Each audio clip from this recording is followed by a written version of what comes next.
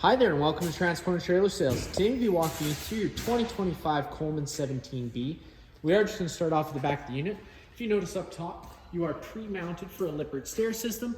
That is just a collapsible stair system that goes onto the back of the unit here. It does come on and off.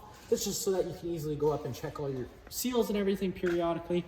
You're also pre-mounted for an observation camera. If you'd like to get set up with either of those, you can contact our parts department and they'll put together a quote for you. You also got your spare tire located right at the back. And in the back corner of the bumper, you're just going to pull on that cap.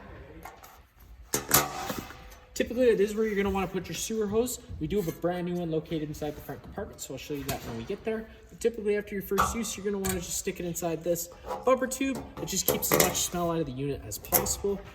In this corner, as well as all four corners of the unit, you do got your stabilizer jacks.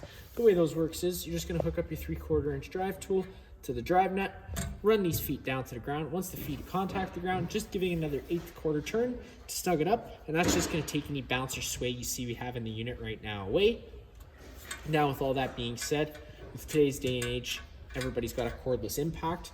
You can use that on these. Just being very careful about how much torque you put on them because they can bend pretty easily. So just be mindful of that. They are for stabilizing and not for leveling. Right up from there, you do got your Suburban water heater little port here. Main thing you're gonna have to worry about is just that power switch, which we've already turned on because we have summarized the unit. But with that being said, I have drained the unit completely of water, including this water heater. So nothing you need to worry about there. If it does dip down a little bit colder, and to the left of that, you do get your fresh water inlet. If you're out boondocking or your site doesn't have service, just put a guard nose in there, turn it on, and that's what fills your fresh tank, and that's what your water pump draws off of. Right down below that is the city water connection. So if you're out of site with service, you can throw a guard nose in there, turn it on, then you don't even need to run your water pump. It'll automatically pressurize all the lines. Then you get your sewer outlet system. You're just taking that sewer cap, giving it a twist and pulling it off. You're gonna see these ears here. These are gonna be the same ears your sewer hose has. They do just line up with those notches there and click into place. And then you got your gray valve and your black valve. You always wanna empty your black valve first. It's gonna be your dirtiest water filled from your toilets. And then you can come behind that with your gray valve, which is typically a little cleaner water filled from your sinks and your showers. Fresh tank drain right down here, this little valve. And to the left, you get your standard 30 amp connection. This is about 10 feet long once you fully pull it out. It does just retract back into the unit, like so. And then you got the little cap you can flip down just so no critters get inside when you're camping. Standard 30 amp connection. Most campsites should have this and you plug right on in. But let's say you have the unit at home on the driveway and you want to run the fridge, or your campsite only has 15 amp service, which is a standard household plug. We do include that adapter for you. Just keep it in mind, it is just to run your fridge and your lights. You're not gonna be able to run your air conditioner, or you'll more than likely blow your breaker.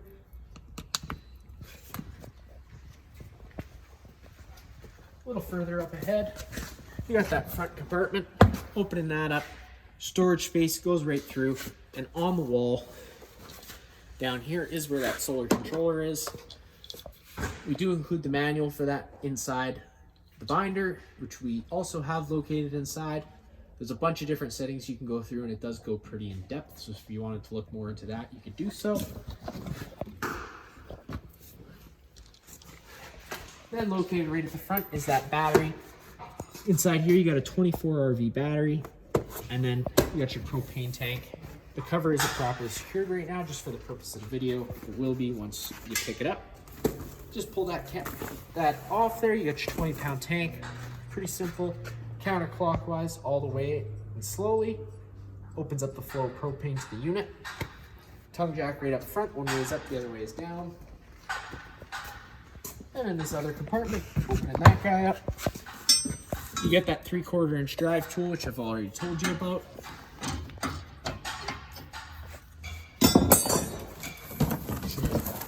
Then you got your starter kit, which does come with that 10-foot sewer hose, which I've already told you about. That's this guy here with those ears I told you about. And then you also get 15-foot standard water hose, and then just some other miscellaneous goodies, including that 15 amp park adapter.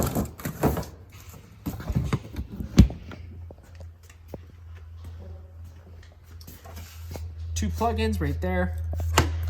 And then your furnace exhaust, whenever that's running, it is going to be blowing out hot air, so just be mindful of that. And then last, for the outside, you got your 2 low point drains. The way those guys work is you crack those guys open. It's going to be the lowest point in all the lines. It helps drain all the fluid out of the lines. Typically, when you're going to want to use this is when you're leaving the unit for a while, don't want the water going stale or stagnant. Or when you're winterizing, at the end of the winterization, you're just cracking and leaving these guys open. That way, when that the antifreeze does gel up, it has a place to go if it needs to. To get inside, you're just taking that stair foot straight out and it locks into place. Then you can open up that door. So I'm going to mention with the door now before anything, if you open up the door all the way, you're going to notice it does come into contact with that awning arm. So if you're ever running that awning, always making sure you have that door closed enough so the awning can pass freely. Once you're inside, all the lights are on their own center push buttons.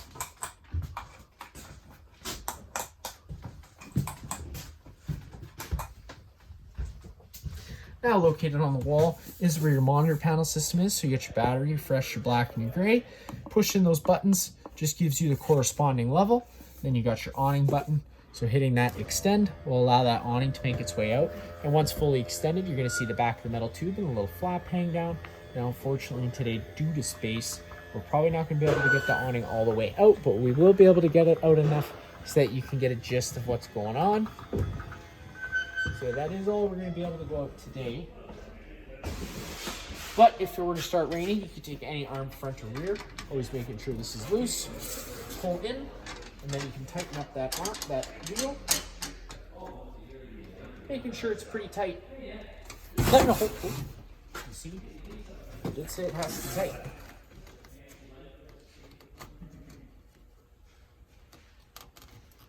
And now you'll see it does hold its own and it changes the pitch of the awning head, allowing water to then run off. Now, if you like the angle better, because it allows for more shade underneath, you can do the same thing with the front arm.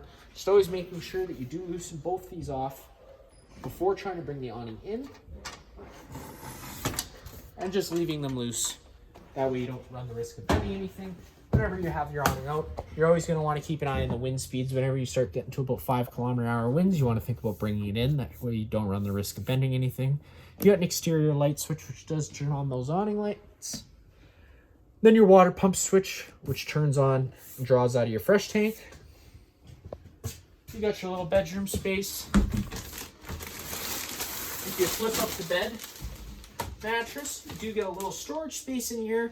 The blankets or anything else you'd like to put in there. You got your binder, which is going to have all your keys and manuals, storage all around. You got a couple plugs on that side as well. In your kitchen space, this is going to be your household blind. Household style blind. It's just got one of these classic, you pull it, slide it one way, it locks into place type of deals. Sink with hot and cold water. And then of course you do have your stove, which I'm going to have to get a lighter to light.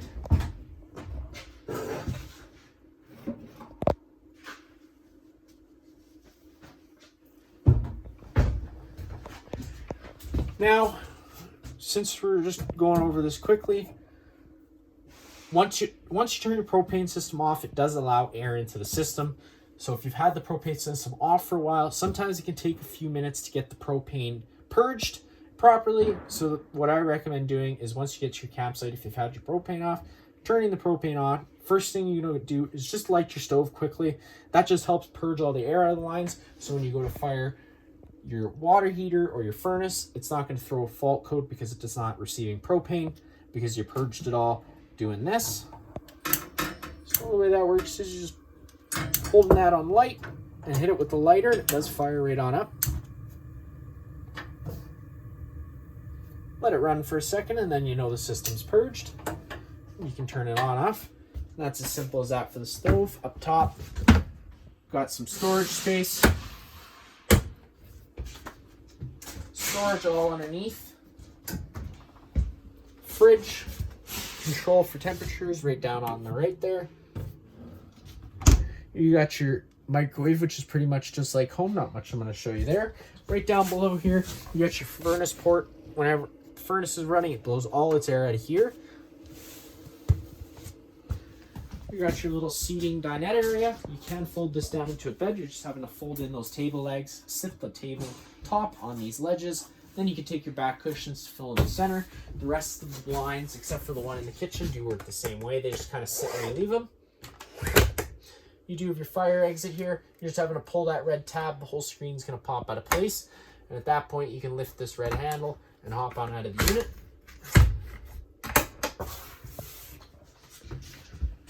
You got your air conditioner on the wall here. Power button to turn that on. It's just like your standard household window air conditioner. Nothing too crazy there. Like I said, you have a couple different options you can do. Obviously with it on cool, that's with air conditioning taken into effect. You can run it just the fan. You also have a dehumidifying mode, so it'll take as much air out of it, or moisture out of the air as possible with these louvers, so you can adjust where the air blows. Power button again to turn it off. This is going to be the thermostat for your furnace. So obviously if you slide it all the way to the right, it's going to be its hottest setting, and anywhere before that is a cooler setting. Whenever you fire it and turn it off, it doesn't turn off instantly. It does run for an additional 3 minutes just to allow itself time to cool down. Right down below by your feet here, you got your main fuse and breaker panels. Whenever breaker trips, it'll sit in the middle, so you do just have to turn them off and then back on again to reset it. And whenever you have a fuse pop, there'll be a little red indicator light letting you know which one's popped. And then you do got your LP detector right here near the ground, because you do have propane running in here. If this guy ever starts going off, don't panic. Just turn off the main supply of propane at the front of the unit and open up some windows and vents just to ventilate it out a little bit. And it is also very sensitive to cleaning chemicals, so if you were spraying cleaning chemicals around it and it started going off, use your best judgment. But if you don't have anything propane running, it's typically just the chemical. We got bunk bed top and bottom, 300-pound weight capacity on these guys here. And then opening up this door, last but not least, is just the bathroom. Shower, toilet, hot cold water, and then you notice you do got a roof vent for both roof vents inside here and inside the main living space. When you flip it all the way up, if you were to start traveling, you'd have to make sure you close it, otherwise you do run the risk of damaging the lid. And if it were to start raining, it is going to get pretty wet inside here, unless of course you went with a max air cover, which would allow you to both leave them open when it's raining and you're traveling. If you'd like to get set up with those, you can contact the parts department and they'll put together a quote for you. Other than that, that's it for this unit here. If you have any other questions, feel free to give us a call.